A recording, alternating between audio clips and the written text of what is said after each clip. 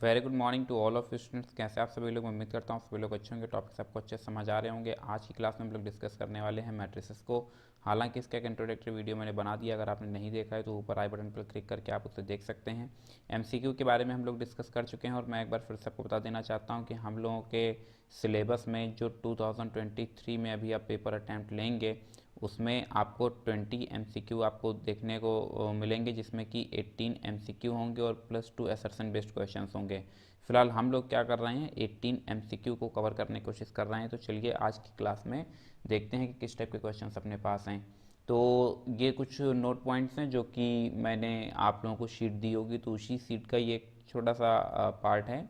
आप इसको अपने पास अच्छे से रखेंगे और इसको थोड़ा सा रिवाइज करने की कोशिश करेंगे। यहाँ से एक नंबर 11, पॉइंट नंबर 11, ये आपके लिए इम्पॉर्टेंट है। याद रखेंगे a प्लस बी का होल स्क्वायर मैट्रिक्स में ये नहीं होता है। याद रखेंगे ये डज नॉट इक्वल का साइन लगा हुआ है, और ए स्क्वायर माइनस बी स्क्वायर का भी ये फॉर्मूला यहाँ पर एग्जिस्ट नहीं करता है। तो ये दोनों ही इंपॉर्टेंट पॉइंट है आपके लिए। फिर हम लोग आगे समझने का प्रयास करेंगे। नंबर 10 ईजिली हो जाएगा। 9 और 10 भी आपके लिए इम्पॉर्टेंट हैं। इसके अलावा 6, 7, इतनी प्रॉपर्टीज़ इंपॉर्टेंट हैं। एक प्रॉपर्टी नंबर 3 भी पूछी जा सकती है। इसके अलावा प्रॉपर्टी नंबर 1 इम्पॉर्टेंट है, ये कंपटीशन की दृष्टि से ज़्यादा इम्पॉर्टेंट है। और प्रॉपर्टी नंबर 2 ये शायद पूछी भी गई है। तो इन प्रॉपर्टीज़ को आप लोग याद रखेंगे। कुछ इंपॉर्टेंट पॉइंट्स यहाँ से आपको देखने को मिल रहे हैं। ये एक्चुअली डिटर्मिनेंट के पॉइंट्स हैं जो कि हम लोगों को डिटर्मिनेंट में आगे देखने को मिलेंगे। फिर भी मैंने यहाँ पर अटैच कर रखा है ताकि जब डिटर्मिनेंट आप देखें तो थोड़ा सा चीज़ें आपको अच्छे से याद हो जाए। यहाँ पर नंबर 9, प्रॉपर्टी नंबर 9 आपके लिए इंपॉर्टेंट है। A B does not equals to B A does not, ये दोनों आपस में इक्वल नहीं होते हैं। ये प्रॉपर्टी नंबर 9 जो पीछे थी वही ये प्रॉपर्टी, और उसके आगे से फिर कंटिन्यूएशन फॉर्म पर चल रहा है। ये प्रॉपर्टी नंबर 11 भी आप याद रखेंगे। और एक प्रॉपर्टी नंबर 17, हालांकि ये भी हम लोगों को डिटर्मिनेंट में आगे देखने को मिलेगा। आज क्लास हम लोग मैट्रिक्स डिस्कस कर रहे हैं। तो क्वेश्चन नंबर 1 अपने सामने ये रहा। पूछा जा रहा है कि ये स्क्वायर मैट्रिक्स होगी तो क्या होगा। आप जानते हैं कि अगर एक मैट्रिक्स का ऑर्डर m/n का है तो ये स्क्वायर तभी रिप्रेजेंट करेगा जब क्या हो जाएगा, m इक्वल n हो जाएगा। यानी which option is correct? Option C is correct. कुछ अदर ऑप्शंस को भी हम लोग डिस्कस कर लेते हैं। इसका क्या मीनिंग है? जो फर्स्ट होता है वो रो को रिप्रेजेंट करता है, जो सेकंड होता है वो कॉलम को रिप्रेजेंट करता है। अब ये बोल रहा है कि कॉलम बड़ा है रो के कंपैरिजन में, यानी कॉलम की संख्या ज़्यादा है, तो हमने अडॉप्ट किया 1 2 3 4 5 6 7 8। यहाँ से अगर हम देखते हैं तो नंबर ऑफ रोज कितनी है, 2 है, जबकि नंबर ऑफ कॉलम्स कितने हैं, 4 है। जबकि सेम पैटर्न पर अगर हमने सॉरी डिस्कस किया 1 2 3 4 5 6 7 8, तो यहाँ से हमें देखने को मिलता है नंबर ऑफ रोज 4 है, नंबर ऑफ कॉलम्स 2 हैं। क्या 2 और 4 के बीच में रिलेशन मेंटेन करें तो 4 बड़ा नहीं होगा? बिल्कुल होगा। इसको हम बोल रहे हैं m, इसको हम बोल रहे हैं n। इसका मतलब कि जहाँ कहीं भी ये कंडीशन होती है इसका मतलब होता है ये किस टाइप की मैट्रिक्स है। इस मैट्रिक्स को हम लोग बोलते हैं हॉरिजॉन्टल मैट्रिक्स। कौन सी मैट्रिक्स? Horizontal matrix. जबकि इस टाइप की मैट्रिक्स को हम लोग क्या बोलते हैं? Vertical matrix. अगर इसमें हम देखते हैं तो ये m है, ये n है, और m बड़ा है n के कंपैरिजन में बिकॉज 4 इज ग्रेटर देन 2। तो कुल मिलाकर के अभी आप समझ गए हैं ये किसको, ऑप्शन ए किसको रिप्रेजेंट कर रहा है? ऑप्शन ए हॉरिजॉन्टल मैट्रिक्स को रिप्रेजेंट कर रहा है, ऑप्शन बी वर्टिकल मैट्रिक्स को रिप्रेजेंट कर रहा है, ऑप्शन सी स्क्वायर मैट्रिक्स को रिप्रेजेंट कर रहा है, और option D none of this explain करने की जरूरत नहीं है। पूछ रहा है कि एक्स और वाई की वैल्यूज क्या होंगी हमारे पास। हमें सिंपली कुछ नहीं करना है, कंपेयर करा देना है। फर्स्ट 1 1 वाली पोजीशन 1 1 के साथ में जाएगी। It means 3x + 7 = 0। x की वैल्यू -7/3, जो कि किसी भी ऑप्शन में हमें देखने को नहीं मिल रहा है। अच्छा, एक बार x की वैल्यू यहाँ से जनरेट कर लेते हैं। Then 2x - 3 = 8, then -3 = 6, then x = -2। अब x की वैल्यू -2 भी कहीं नहीं है भैया। None of these not possible to find out, क्योंकि x की दो अलग अलग पोजीशन पर x की 2 different type of the values हम गेन कर पा रहे हैं। क्वेश्चन नंबर 3 की तरफ बढ़ते हैं। The number of all possible matrices of order 3/3। अगर 3/3 ऑर्डर की मैट्रिक्स है तो इसका मतलब उसके अंदर टोटल 3 × 3 करा दो तो कितना 9 मिल जाता है। इसका मतलब मैट्रिक्स के पास कितने एलिमेंट्स होंगे? 9 एलिमेंट्स होंगे। अगर हम पूछें इस ब्लैंक को फिल करने के नंबर ऑफ वेज कितने होंगे, तो आपका जवाब होगा सर 2 होंगे, या तो 0 आएगा या 1 आएगा। इसका मतलब ये हुआ कि नंबर ऑफ वेज कितने 2। एक ब्लैंक को फिल करने के नंबर ऑफ वेज 2, तो इसके लिए भी 2, इसके लिए भी 2, इसके लिए भी 2, इसके लिए भी 2, इसके लिए भी 2, इसके लिए भी 2 और इसके लिए भी 2। तो ओवरऑल कितने 2 हमारे पास हैं, तो 9 2 हैं। 2 इंटू 2 अप टू 9 टाइम्स, और आप जानते हैं जनरेट हो जाता है 2 दी पावर 9। मल्टीप्लाई करा लेते हैं, 2 2 जा 4 2 जा 8 2 जा 16 2 जा 32 2 जा 64 128 256 5 256 512 एंड 512 9 तक ही है। Then option D is correct. एक चीज़ याद रखेंगे कि ये जो मल्टीप्लाई हुआ है ये किस रूल से हुआ है, इसको बोलते हैं फंडामेंटल प्रिंसिपल ऑफ काउंटिंग। अब आप कहेंगे सर ये तो हमने पढ़ा ही नहीं है। अरे भैया ये रूल जो है ये क्लास 11th में चैप्टर है परमुटेशन एंड कॉम्बिनेशन, आपको ये वहाँ पर सिखाया जाता है, और इसी रूल की मदद से हम लोगों ने सिंप्लीफाई किया हुआ है। फंडामेंटल प्रिंसिपल के अंदर दो तरीके के हमारे पास प्रिंसिपल जनरेट होते हैं। एक आता है मल्टीप्लिकेशन रूल। मल्टीप्लिकेशन रूल ये बताता है कि टोटल टास्क का कुछ पार्ट अगर मेथड से रिमेनिंग पार्ट मेथड से टास्क को साइमल्टेनियसली कंप्लीट करने के नंबर ऑफ वेज कितने हो जाते हैं, m इंटू एन हो जाते हैं। इसे कौन सा रूल बोलते हैं, इसे बोलते हैं मल्टीप्लिकेशन रूल। कौन सा रूल बोलते हैं, मल्टीप्लिकेशन रूल। एडिशन रूल में हम लोग सिंपली क्या करते हैं, 1 टाइम 1 पॉसिबिलिटी। फिलहाल मल्टीप्लिकेशन का काम था तो वो आपको एक्सप्लेन कर दिया है। पूछ रहा है a प्लस ए ट्रांसपोज, तो मैट्रिक्स ए तो यही हो गई, cos alpha minus sine alpha, cos alpha sine alpha. फिर प्लस ट्रांसपोज में हम लोग क्या करते हैं, अगर मैट्रिक्स स्क्वायर है, जनरली तो ट्रांसपोज का मतलब interchange the rows and columns, लेकिन अगर मैट्रिक्स स्क्वायर है तो आप क्या करेंगे, प्रिंसिपल डायगोनल को टच नहीं करेंगे और बाकी एलिमेंट्स को क्या करना है, इंटरचेंज करा देना है। मतलब साइन अल्फा आपस में इंटरचेंज हो जाएगा। आप क्या करो, जरा ऐड कर दो, कॉज अल्फा मिल करके बना देता है 2 cos alpha, sine alpha minus sine alpha ये हो जाता है 0, साइन माइनस साइन फ्री हो जाता है 0, cos cos then we get the 2 cos alpha. यहाँ से हमको कुछ देखने को मिलता है, और ये बता रहा है कि ये जो वैल्यू है ये किसके इक्वल हो जाती है, आइडेंटिटी मैट्रिक्स, और आइडेंटिटी मैट्रिक्स 2/2 के लिए क्या जनरेट होती है, 1 0 0 1। अब एक काम करो, जरा कंपेयर करा दो, 1 1 वाली पोजीशन 1 1 के साथ में चली जाएगी। इसका मतलब ये हुआ कि जो 2 कॉज अल्फा होगा, क्या कहा, जो 2 कॉज अल्फा होगा वो किसके इक्वल हो जाता है, 1 के इक्वल हो जाता है। Then cos alpha is cos to 1/2, और 1/2 मतलब कॉस 60 डिग्री की वैल्यू है, और कॉस 60 डिग्री को हम लोग रेडियन फॉर्म पर लिखते हैं, तो क्या लिखते हैं, pi by 3। Then which option is correct, option B is correct. आप देख सकते हैं कि ऑप्शन बी इज करेक्ट, यहाँ पर पाई/3 आपको देखने को मिल रहा है। नेक्स्ट क्वेश्चन की तरफ हम लोग पढ़ते हैं। Question number 5, XYZ P matrices आपको दे दिया गया। जब 5 और 6 का आंसर इस डेटा को रीड करके हमें फाइंड आउट करना है। बोल रहा है PY plus WY। P matrix का ऑर्डर हमको गिवन है। देखो P मैट्रिक्स जो है ये, और ये सबसे लास्ट है 4 मैट्रिसेस 3 to 5, देन 1 2 3 4 5। यहाँ पे भी नंबरिंग कर देते हैं तो आपको पहचानने में आसानी रहेगी, 1 2 3 4 और एंड 5। तो ये हमारे पास नंबर्स आए हैं। अब हमारा क्या काम है, P मैट्रिक्स का ऑर्डर मेंटेन कर लेते हैं, then we get the P/K। फिर Y मैट्रिक्स का ऑर्डर अपने पास क्या है, सेकेंड नंबर, देन 3/K। अब आप जानते हैं कि 2 मैट्रिक्स का मल्टीप्लिकेशन तभी पॉसिबल होगा जब ये दोनों नंबर्स कैसे होंगे, सेम होंगे। Then K equal 3, which option is correct. देखो यहाँ K इक्वल 2 है, ऑप्शन डी गलत हो जाता है, एंड K इज आर्बिट्री भी नहीं है, ये भी गलत हो जाता है। अब K इक्वल 3 इसमें भी है और इसमें भी है, तो या तो A सही होगा या फिर C सही होगा। चलो अच्छा WY को देख लेते हैं। अब WY को जब हमने चेक किया तो order of W means 4, then N/3, और फिर y means 2, 3/K, then we get the 3/K। ये दोनों नंबर सेम है। देखो इन दोनों के मल्टीप्लिकेशन से जो मिला वो नई मैट्रिक्स का ऑर्डर बनेगा P/K।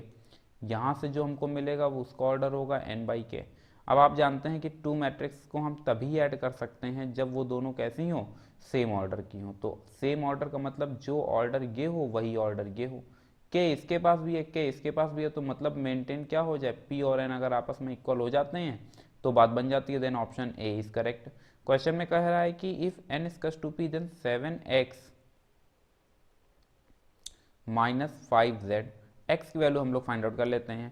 x की value means order of x 1, यानी ये है 2/n, क्या है 2/n। और फिर z का ऑर्डर अपने पास क्या होगा, order of z is 3, then 2/p, 2/p। अब आप जानते हैं कि two matrices are said to be subtractable when they have the same order. दो मैट्रिक्स को हम तभी आपस में माइनस कर सकते हैं जबकि वो दोनों कैसी होंगी, सेम ऑर्डर की होंगी। तो सेम ऑर्डर मतलब जो 2/n है वही 2/p, तो 2 इसके पास भी है 2 इसके पास भी, यानी n इज टू p। देखो p/2 तो गलत हो जाएगा क्योंकि 2/p 2/n। देखो option B is correct. n/3 का कोई मतलब नहीं और p/n हो नहीं सकता है, तो कुल मिलाकर के option B is correct. Next, a and b will be inverse of each other only if ab is to ba is to i। आप जानते हैं a inverse equal a equal i। a inverse क्या है, inverse of a है, जबकि question में हमसे बोल रहा है इनवर्स ऑफ a जो है वो क्या है, a and b are inverse two each other, यानी a का इनवर्स b है और b का इनवर्स a है। तो अगर a का इनवर्स b है तो इसका मतलब ये ab equal ba equal i। मैं उम्मीद करता हूँ कि आपको ये समझ आ गया होगा। नेक्स्ट क्वेश्चन नंबर 8 की तरफ हम लोग बढ़ रहे हैं। A square is to Y, तो a की वैल्यू दे रहा है alpha beta gamma minus alpha, ये मैट्रिक्स ए हो जाती है। फिर मैट्रिक्स ए यही आ जाती है alpha beta gamma minus alpha. अब हमने क्या किया, एक और फिर ये दो, आई क्या है 1001, मल्टीप्लाई करा दो भैया, alpha square plus beta gamma, फिर यहाँ से alpha gamma minus alpha gamma, फिर यहाँ से alpha beta minus alpha beta, फिर यहाँ से alpha beta minus alpha beta, फिर beta gamma minus plus alpha square, ये अपने पास जनरेट हो रहा है। और यहाँ पर आपको क्या देखने को मिल रहा है 1001। अब हमने क्या किया, कंपेयर करा दो जरा, alpha beta minus alpha beta तो ज़ीरो हो जाता है, तो कुल मिलाकर के जो देखने को मिल रहा है वो alpha square plus beta gamma zero, alpha square plus beta gamma, फिर ये ज़ीरो। और यहाँ पर हमें क्या देखने को मिल रहा है, यहाँ देखने को मिल रहा है 1001। अगर हम देखेंगे तो 12 और 21 की पोजीशन दोनों की सेम है, तो इसका मतलब alpha square plus beta square इसकस टू किसके इक्वल, सॉरी बीटा गामा इसकस टू किसके इक्वल हो जाता है, 1 के इक्वल हो जाता है।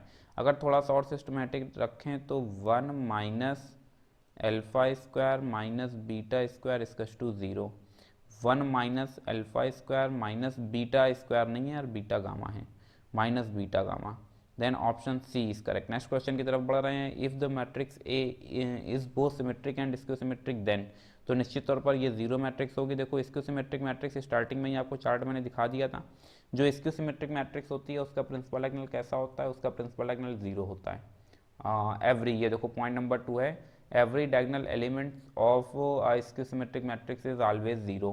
तो यहाँ से हमको पता चल रहा है कि अगर कोई मैट्रिक्स स्क्यू सिमेट्रिक है तो उसका प्रिंसिपल डायगोनल क्या होने वाला है, जीरो होने वाला है। प्रिंसिपल डायगोनल जीरो हो गया स्क्यू सिमेट्रिक के लिए। सिमेट्रिक में क्या खास बात होती है, प्रिंसिपल डायगोनल के अबाउट सिमेट्री होती है। तो प्रिंसिपल डायगोनल के अबाउट अगर हम सिमेट्री लेंगे और क्वेश्चन में कहा जा रहा है कि वो दोनों होना चाहिए, तो ऑप्शंस के अकॉर्डिंग वो कैसी होगी, वो जीरो मैट्रिक्स होगी जो कि साइमल्टेनियसली सिमेट्रिक और स्क्यू सिमेट्रिक की प्रॉपर्टी को होल्ड करेगा।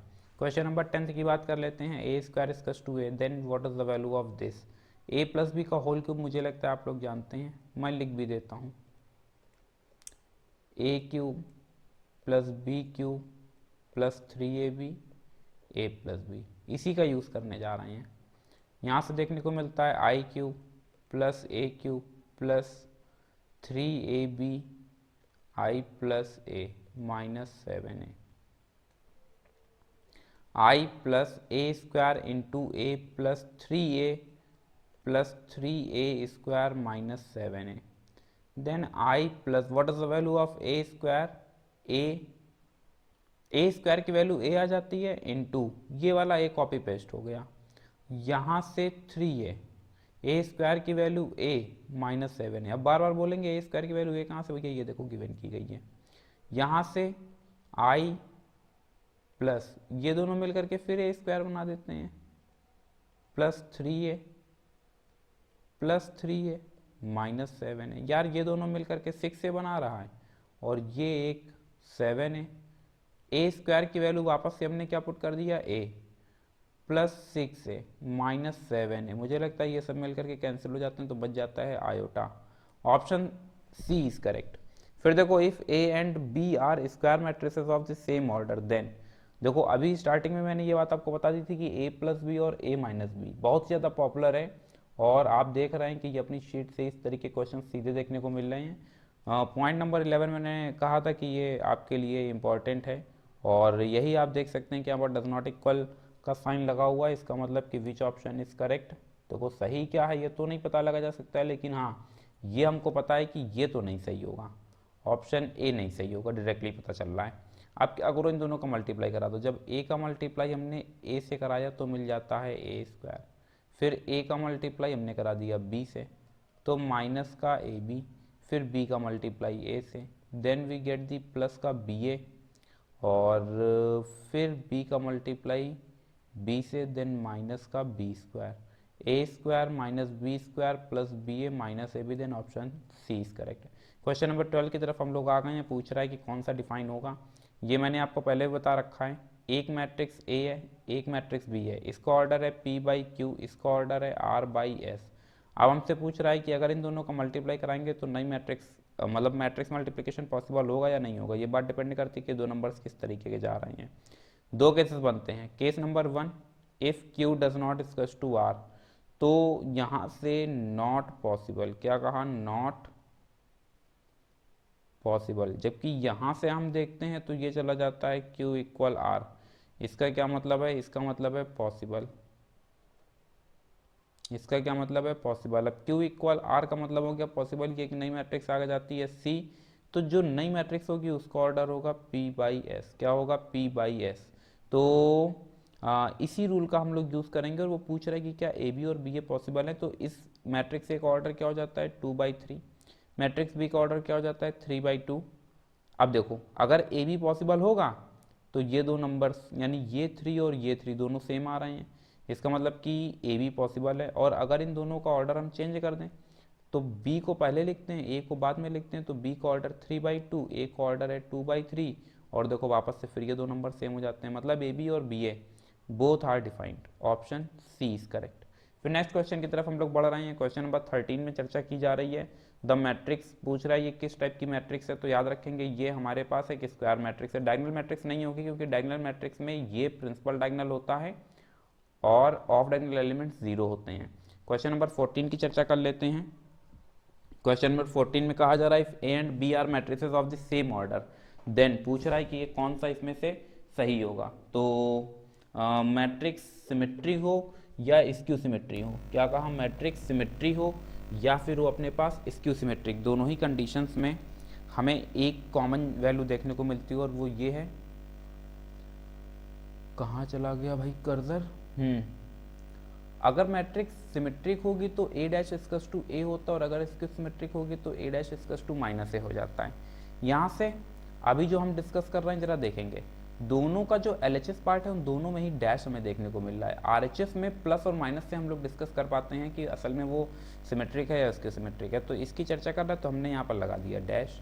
अब हमने क्या किया, इसको थोड़ा सा सिंप्लीफाई किया, देन ए बी डैश फिर dash minus B A dash और फिर dash, dash stand for transpose. अब हमने यहाँ से जब इसको सिंप्लीफाई किया तो यहाँ पर रिवर्सल लॉ होल्ड होता है। कौन सा लॉ होल्ड होता है, रिवर्सल लॉ होल्ड होता है। कौन सा लॉ होल्ड होता है, रिवर्सल लॉ होल्ड होता है। यहाँ से मिल जाता है B A minus A B.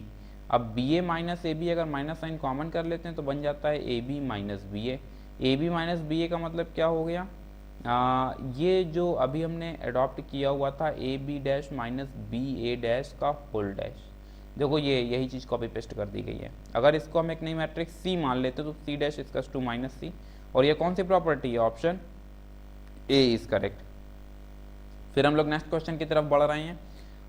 पूछ रहा है what is the value of X and Y. अच्छा, एक काम कर लेते हैं,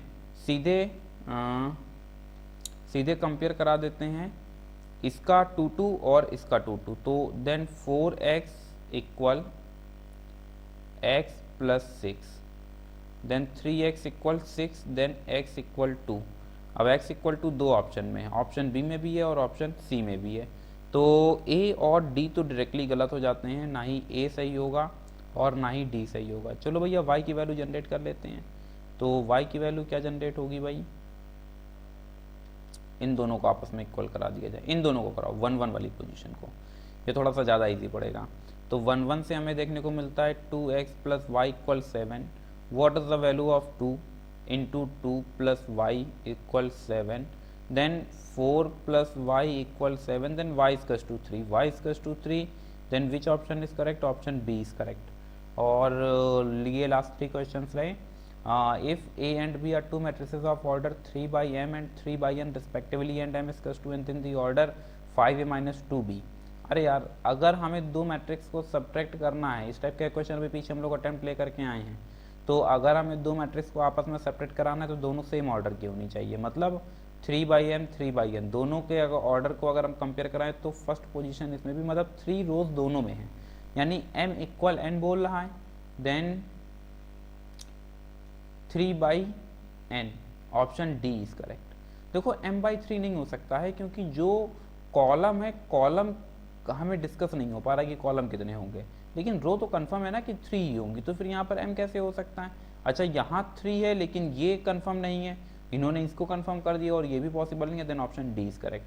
पूछ रहा है कि ए स्क्वायर की वैल्यू क्या होगी, तो आप जानते हैं ए स्क्वायर को हम लिख सकते हैं a into A, then what is the value of A, 0 1 1 0 into, फिर हमने डिस्कस किया, देन 0 1 1 0, यहाँ से मल्टीप्लाई हमने कराया, तो मल्टीप्लाई कराने के लिए पाइपलाइन मेथड ढेरों बार मैंने आपको बताया हुआ है और इसी का इस्तेमाल कर रहे हैं। देन 0 प्लस 1, फिर 0 प्लस 0, फिर 0 प्लस 0, फिर 1 प्लस 0, और जो मिल रहा है वो क्या मिल रहा है, 1 0 0 1। अभी अगर हम यहाँ से ध्यान से देखते हैं तो ये क्या है, आइडेंटिटी मैट्रिक्स है, 1 0 0 1 1, ऑप्शन डी इज करेक्ट। इसको अगर हम डिस्कस करते हैं तो i इक्वल जे, देखो यहाँ पर बोल रहा है ए आई जे, अब हम जब लिखेंगे 1 1 तो i की वैल्यू क्या हो गई 1, j की वैल्यू क्या हो गई 1, 1 और 1 आपस में इक्वल है, इसलिए आउटपुट क्या बन जाता है, a11 a12 a21 और a22। जैसे ही हमने सारी वैल्यूज को पुट किया, then a11 is known as 0, फिर 1 2, देखो जब 1 2 हम जनरेट कर रहे होंगे तो i की वैल्यू 1 हो गई, j की वैल्यू 2 हो गई, क्या 1 2 के इक्वल होता है, तो भैया 1 2 के इक्वल नहीं होता है, इसलिए आउटपुट क्या बन जाता है 0 1 और ये 0। अब यहाँ से अगर हम देखते हैं तो ये असल में क्वेश्चन नंबर 18 जो है वो असल में क्वेश्चन नंबर 17 ही है, दोनों में कोई डिफरेंस ही नहीं है। इसमें उसने थोड़ा सा डेफिनेशन बेस्ड आपको मैट्रिक्स दी हुई है और इसमें उसने मैट्रिक्स आपको डायरेक्टली रिप्रेजेंट करके दिखा दिया है। And again we have to find out the value of A square, then A square is known as the iota. Same processing है क्वेश्चन नंबर 17 की, then option A is correct, option A is correct. तो मैं उम्मीद करता हूँ कि matrix based question अभी आपको समझ में आ गए होंगे। Thank you so much to all of you and as always may God bless you all.